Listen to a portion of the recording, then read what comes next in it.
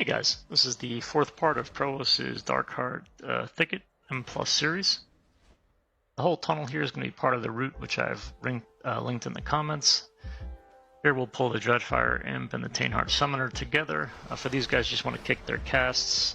The Taintheart Summoner does do a curse as well, but not too dangerous. And typically we pull these into the next pack. Kind of the same situation in this pack with the Imps, the Taintheart Summoner and Taintheart Stalker. You want to keep them grouped up, keep kicks up.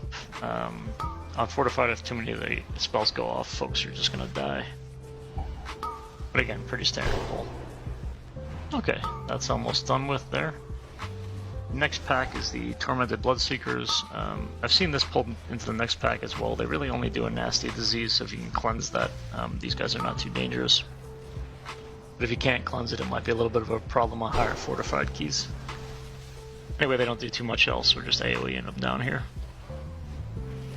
And the last pack is just a mix of the mobs we've already encountered. On some routes, people invisible, skip this, or death run it, whatever you want to do. But for the route I looked at the comments, it is part of the count. Again, not too dangerous unless it's fortified key. We're keeping our kicks up here and just AoEing everything down.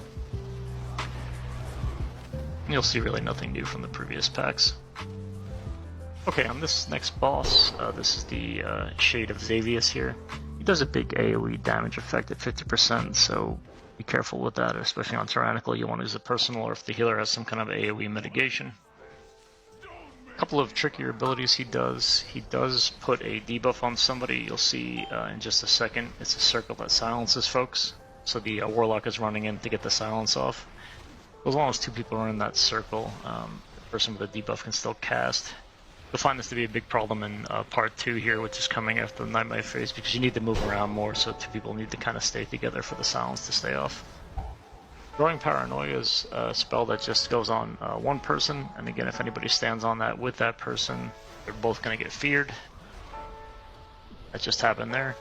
Then in terms of his other abilities, he does do Nightmare Bolts, and he also does a big single target DPS called Feed the Weak, so you want to keep an eye out for that and heal that person.